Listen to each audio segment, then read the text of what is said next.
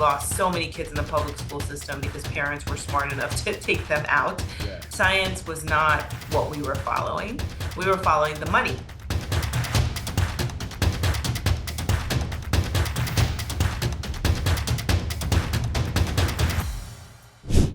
Hi, my name is Jared Julia, and welcome to The Cave.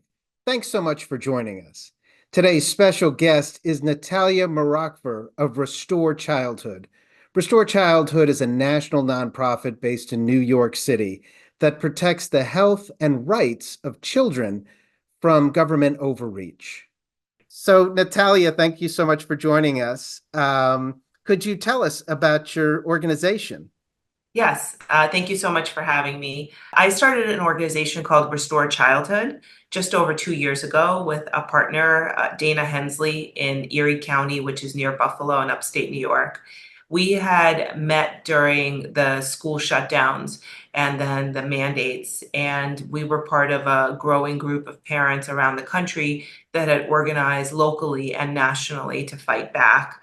First, in New York City, I was part of a group called Keep NYC Schools Open, which advocated for schools to stay open when COVID thresholds had reached an arbitrary number that our mayor had negotiated with the teachers' unions. Yeah. And when they didn't stay open and Zoom in a room, which many I'm sure have heard of, where kids were in a classroom, but their union teachers were Zooming in from home in their pajamas often. Yeah. And that was incredibly detrimental to our kids. I mean, we lost so many kids in the public school system because parents were smart enough to take them out. Yeah. But when Zoom in a Room started to take hold in New York City, I organized a lawsuit to reopen schools in full with teachers in every classroom. And we did in the 21 to 22 school year with lots of mitigations, lots of harsh punishments. Kids had to wear masks, they had to Right. be 6 foot distanced, all kinds of things. And it was very clear, even at the time, that science was not what we were following. We were following the money. Right. And teachers' unions wanted the money, and they were holding our schools hostage, our children hostage, essentially. And we're saying, we're not going to restore normalcy until we have enough money for this or this and this. When in fact, in Scandinavia, Right. schools had been open for over a year with no excess mortality. So they were actually following the science. We were following the money. So we started Restore Childhood to protect children and parental rights. It's a great organization. Now, New York, of all the cities, is probably the bluest of the blue. And I read that you're a Democrat. But the media narrative is if you support parents' rights, if you push back on the teachers' union, you're clearly MAGA, or you're a Republican, or you're on the right. Mhm. What's wrong with that narrative? It's a way to silence people and to threaten them and to make them fearful of speaking out.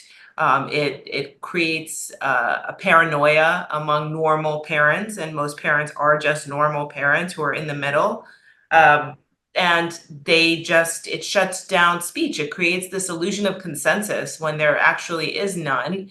And honestly, I mean, if you look back at where the Democrats were during, the Clinton Gore era. I mean, Tipper Gore Right. is basically a mom for liberty. She wanted labels, and she got labels on On rock, racy lyrics right. on albums. She wrote a book Albums. about parental rights Right. and family values. So was Tipper Gore a mom for liberty? Was she a right winger? Yeah. I guess that's my question. It's crazy how that belief has switched sides. And the other thing you mentioned about Scandinavia, not having their kids out of school. Also, I was reading Germany, they never insisted that the smallest kids have masks because the science said that the smallest kids were the least likely to spread the germs. The other Right. thing about European parliaments have reversed course on transitioning and all these other things. They were to the left of us when it came to that at first, but now they've all abandoned that. Why hasn't that happened on this side of the pond? It still seems to be a right versus left issue, and we're not seeing the kind of change that we've already seen over the last 2 years in Europe. we're still following the money. Yeah, These activist organizations are the ones who are writing the CDC guidelines, just like Randy Weingarten and Becky Pringle of the teachers unions wrote the CDC guidelines for school reopening, masking, and all the mandates. They supported that, so that's what we got. And it was all about a money grab. And if you listen to every single thing Biden or anyone in the Democratic Party said during the shutdowns and during the mandates, it's always about give us the resources. If schools have the right amount of funding, if the resources and the funding and the resources and the funding, it's the same thing right now. Once gay marriage became ratified, which was very much a bipartisan thing, both Republicans and Democrats are on the same page about gay rights. right. We all agree that gay people should enjoy the same liberties and constitutional protections as anyone else. Suddenly these gay rights organizations became more expansive, and they saw an opportunity to continue advocating and fundraising for transgender rights. Now, transgender rights are, of course, everybody should have equal rights, whether you're gay, straight, transgender, whatever. You're a human being. Human rights are human rights. We know that. We don't need to be told that over and over again. Children know that, right? I Right. mean, we don't need to tell kids to respect other people. They innately just do that because they see that it's a happy thing. It's an intrinsic Right. motivation. But once the money, continued to flow, and it continues to flow now, these ACLUs, these GLADs, these organizations that used to protect civil rights have now suddenly turned on children and families. And that's something that we're trying to claw back. And how did we get to this point? That's a I think an interesting conversation that Yeah. I heard was Chris Rufo talking to Dr. Yeah. Eitan Haim, Hmm. who is a whistleblower in the Texas Children's Hospital. Oh, yeah. Just to kind of backtrack, Texas banned gender affirming care for children, Hmm. I guess a year or more ago. I don't know exactly what the date was. And Texas Children is the largest children's hospital in the country, one of the most respected. And they were no longer supposed to be doing these surgeries on minors who are too young to give informed consent, because our prefrontal cortex doesn't even mature until we're Right. 25. So what business does a 12-year-old have to say, I no longer want to have my period, so please Mm. make it stop? And what Right. doctor in their right mind would do that? But they were doing it. And so Dr. Eitan Haim was a doctor at the hospital, and he blew the whistle on this. And so as a result, he's had the DOJ and the FBI come after him. They're prosecuting him, 10 felonies or whatever. But Chris Rufo, who works with the Manhattan Institute, has been really great about raising awareness on this issue. And he interviewed Dr. Haim and said, how did this happen? And this was the first time I heard anybody say this. Dr. Aim was saying that he really felt like during COVID, many of these academic institutions really abdicated their responsibility and Mm. stopped following the science and were just kind of taken over, captured. And certainly we've seen that, the worst offenders seem to be like the academic institutions, both in terms of the COVID mandates. We've also seen that in terms of the riots on the college campuses and protections for some people's civil liberties, but not for Right. others. If you're a Jew, too bad. You're just a Yep. dirty Zionist pig who deserves to be treated like garbage.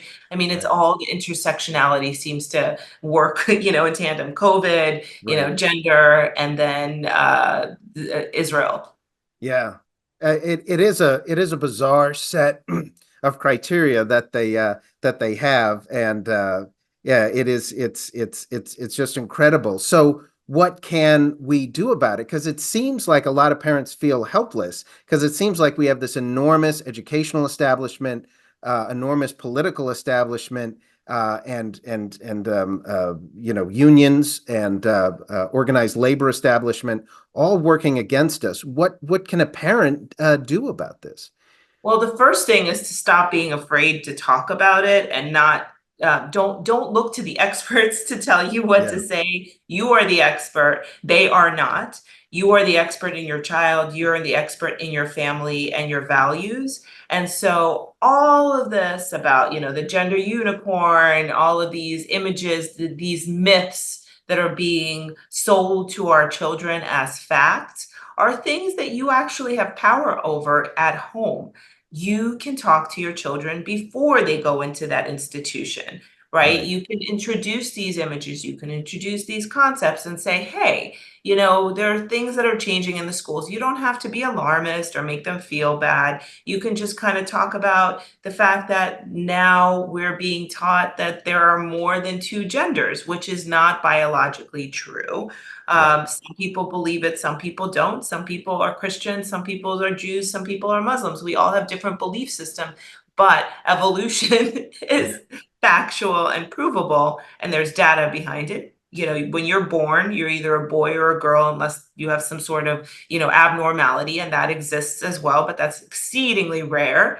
And introduce these concepts at home, watch shows with your kids, make sure that any books that you're introducing to your children that were written in the last 20 years, I think 20, Yeah. 15, 20 years, are books that you're also looking at too, because these messages are embedded in them. And the best way you can do that, you can get your children's attention is by talking about it first and inoculating them. Think about it as a vaccine in a way, because Right. then when they go out into the school system or they're watching the show, they're kind of like, oh, mommy told me about this. I knew this Right. was coming. It's interesting. Mommy, did you know that they're doing this in this show? That's kind of what my kids have always done for the Yeah. past 2 years. I've spoken about it at home. And when they are exposed, they're like, Mommy, did you know that this is how they're teaching us this subject? And you're like, yeah, okay. And so it doesn't stick to them. It's Yeah. just another theory, which it is. It's Yeah. queer theory. Another theory that's presented, but it's not, and it's no longer fact. Yeah. And that's a great point because I think that a lot of parents forget how powerful they are, how much of an impact they have on their own child's education. Education is not just something that happens in the school. My wife owned a preschool for many years, and she noticed that the difference between high performing kids and low performing kids is that I'm up here in Maine, and we have some pretty severe winters. And sometimes when they would have playtime to end the session, kids would have to get all bundled up before they would go outside into the snow.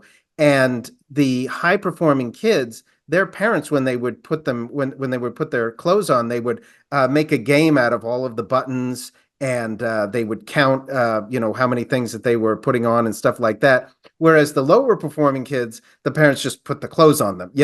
And so Mhm. it seemed like with high performing kids, their parents were always teaching them something, were always instructing, and were always giving them insights. And it seems like those are also the kids that are least likely to be indoctrinated. Whereas the kids where the parents are like, well, education happens at the school, those kids seem to be the most vulnerable. Well, that's it. You need to take your agency back. I think that there's been an assault on parents.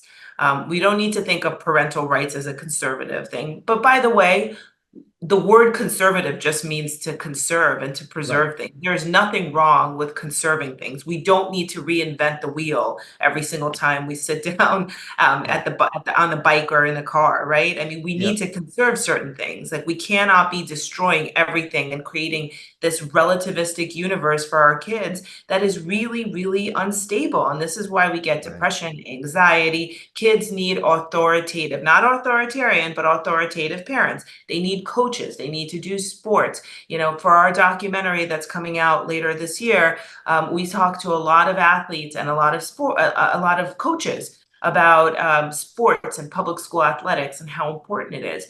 And coaches were the ones that kids turn to in all sorts of situations. Like, I've had students talk about the fact that, either there's a ball in your hand or a Right. gun. Like you need someone who's going to take you under their wing and nurture you, but also give you firm boundaries. You don't let a 6-year-old go to sleep at midnight every night Right. because he doesn't want to go to sleep. You work with him and figure out, a middle ground, but you need to be authoritative, and conserving things is not a bad thing. Absolutely. So tell us more about your documentary that's coming Yeah, up. so it's called 15 Days, and it's this is part one. Documentaries take ages to make. They're expensive, they're exhausting, and they're Yeah. also extremely rewarding because you get to be the journalist and the historian, and you don't get to let people like Brandy Weingarten rewrite the history, which she's been Mm, trying to do ever since she closed yeah, schools down and then right. tried to, destroy our children. So the documentary was something that I filmed over the course of 2 years. We did about 60 interviews. It was me and Stephanie Edmonds, who's a friend and a teacher here. She used to work in the New York City public school system, but was kicked out when she refused to take the COVID vaccine. So she Mm, kind of became one of the teachers for right, choice group and is part of the lawsuit against the city. Hopefully she wins. But Stephanie and I just took to the road and with our cameras and microphones. So it's a gritty documentary, which I think is fine. I've been looking at some of the camera work and I love her very much, but wow, we really were novices when we were doing it. But there is this very fresh feeling about the documentary because all of the people that we interviewed, we knew. I had worked with them either on Urgency of Normal, which was a toolkit that I helped roll out with a group of doctors around the country, trying to show the evidence for the mental health crisis the kids were going through and right, the impact of the COVID mitigations on kids. So I knew all the doctors. I knew civil rights attorneys, Janine Eunice out in Washington, D.C., who was part of the lawsuit in the Supreme Court against the Biden administration for censoring our top doctors who tried to speak out against the lockdowns. right. Scott Atlas, who was in Trump's White House for a minute. Parents, children all across California, Maryland, Virginia, New York. That's basic Pennsylvania.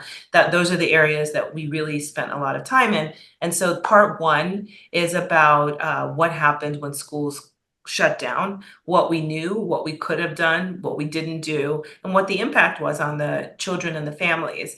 That's part one. It's about an hour long. I thought it was really important to separate the school shutdowns from everything else that happened Right. when the kids came back, because otherwise we would have been filming and editing for the next like year. Yeah, So we're hopeful to release this early this fall. that's great. Now, is there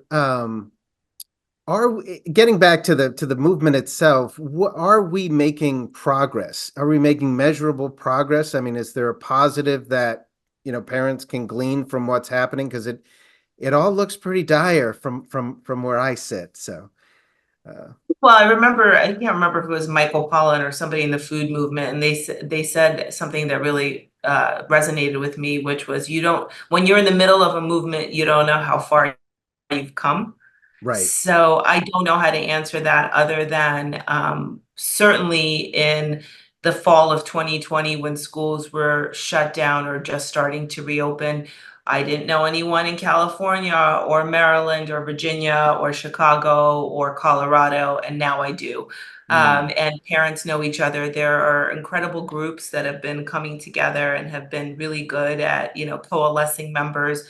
Moms for Liberty, which has been terribly maligned right. by Southern Poverty Legal Center and other activist groups, by the way. They don't Yeah, and carry Southern weight. Poverty Law Center sounds very official and all that. I mean, it really is just an activist, Yeah. group. So yeah, Exactly. And they always like to say right wing. And I always say, well, how many wings does a bird need to fly? Like, why is one wing worse than the other? Like, yeah, it just because you said so. I mean, I think it's ridiculous. As a Democrat who voted for Obama twice and Biden, unfortunately, I will be voting for Trump. right, And yeah, and enthusiastically so. He's not a perfect candidate, but I think he sure. is so far better than what we currently have and what's on the table. But anyway, back to the parents. So we have Moms for Liberty, which I've known Tiffany Justice now for 3 years since the very beginning. And it really is a grassroots organization. And in fact, like I still call Tiffany and say, hey, your communications, like the emails and stuff, like they're very grassroots. Like you guys are a big Right, deal now. You can upgrade, but they're still doing everything by hand. Like it really is artisan and handcrafted, which right. means it's perfect. So you have like chapters saying stupid things because they're not professional PR people, because Right. they're grassroots. That's Yeah. exactly said it. And then you have Parents Defending Education, another really great group that's been doing great Washington, D.C. fly-ins and introducing parents from around the country with legislators. You have us, Restore Childhood. We have a 501(c)(3, but we also have a 501(c)(4, and we're fighting for parental rights as well. And a lot of really great local elections coming up. You have Yep. Andrew Gutman running for Palm Beach for Congress in Palm Beach. I'm really Right. hopeful he wins. He was one of the first anti-woke people to raise the alarm bells. He was terribly maligned. Right. Andrew's a friend. He's a great guy, a visionary, and so brave. Maud Marin, who is another really great friend and advocate here in New York City, who has tried to introduce new resolutions in her school board and ultimately was removed from the Right. school board by the chancellor. But all she wants to do is have parents and city leaders talk about boys and girls sports. I mean, Right. there are parents who are trying to fix the problems, and I think they're getting louder and louder. You have the Free Press, Barry Weiss's Yeah. media empire. The New York Times just profiled her in a big piece, which I think will do wonders for Free Press subscriptions Right. yesterday. And that's created a new paradigm. You have Elon Musk taking over Twitter, or X. I'm still going to call it Twitter, I know, which me too. But and you see other people like Bill Maher is on the left, and they kind of malign him by saying, "Well, he's on the right now, but he's anti-woke, but he's clearly on the left." Mhm. And then the reaction to the boxers, the female boxers in the Olympics, they were clearly male, and there's been Yeah, a lot of backlash against those boxers. So I see things kind of changing in the right direction. And then one by one, there's not a lot of celebrities, but Ricky Gervais on the other side of the pond, Jerry Seinfeld on this side of the pond are clearly anti-woke, but they're clearly not conservative either. right. And so I think that at some point, there has to be an acknowledgement that there is this left that is non-woke. There's a non-woke left. And it may turn out to be bigger than the woke left. It feels like it's this tiny group that has a huge influence. They look significantly larger than they are. And the rest of us, which I think are a supermajority, we look tiny in comparison. But, they have control of the media, they have control of academia Right. and all that. So they Right. can look huge, and we don't. So we look smaller. But I think parents should take confidence in the fact that we are a supermajority and we are gaining momentum, I think, in this fight. I think so. And I think the fact that we have these new institutions essentially that whether it's the media, free press and X, you can get your news from there, and it gives you an opportunity to triangulate, like read the free press and read the Washington Post and the New York Times and figure out what the truth is, like somewhere in the middle, Right. right?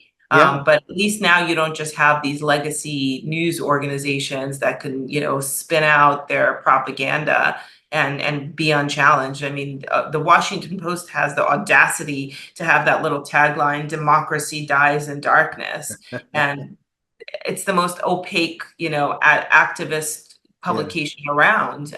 They Yeah, continue owned by Jeff Bezos, the most to. woke multi-billionaire out there.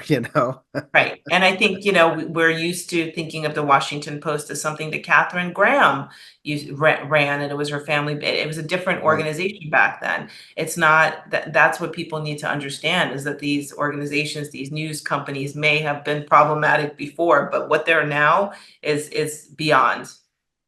Yeah, And then we absolutely. also have our gender toolkit, which is, I think I wanted to talk to you about this because this is a resource that we introduced, Restore Childhood introduced for parents to give them all of the information, all of the data, and also the imagery and the vocabulary that goes along with the gender studies in school, and talks about how these concepts are introduced and what the school to clinic pipeline looks like. It's important Mm, to be informed.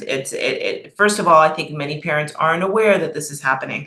I've mm, posted the toolkit in Facebook groups, like, all over the country. And sometimes parents are like, well, it's not happening in my school. My kids come right. home, they haven't said anything. And I'm like, well, have you talked to them? And also, by the way, Mm, there are new Title IX rules that are being implemented that just got passed in your county in July. And they're like, oh, really? And I'm mm, like, why don't you take a look at the toolkit, see what you can use and what you can't use, but at least you won't be afraid of the language because it's scary. Nobody wants to be Right. called a transphobe. I don't want to be called a transphobe. Right. If they do, it's okay. I can handle it. But somebody who's not an advocate or an activist, like that's a lot to, we were Yeah. called white supremacists for wanting to reopen schools. So Yeah, yeah, because I guess racist doesn't have the same sting, so they have to up the ante on the on the rhetoric. So, but we're gonna have a link at the end of this video where you can access that toolkit.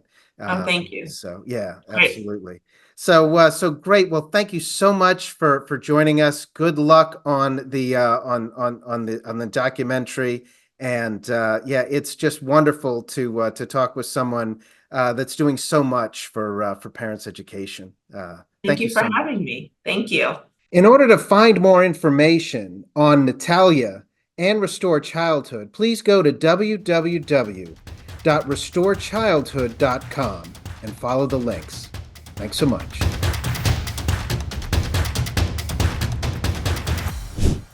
Well, if you like what you saw, please like this video and subscribe to my channel. And don't forget to smack that bell.